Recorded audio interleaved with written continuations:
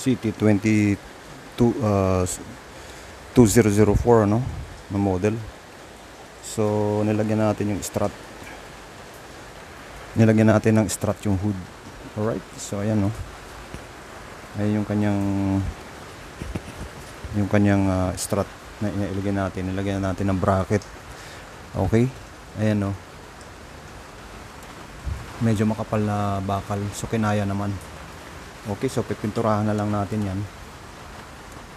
Okay, kinaya siya ng isa lang. Dalawa sana, pero isa lang kaya na pala. Ayan eh. Kung makikita mo, kaya siyang itulak. Ayan o. Alright. Sakto naman siya. Pagkara. Okay. Kaya na yung weight ng hood. Ang laki sa gitna oh. Kaya na siyang itulak. Okay, so approve. Thank you.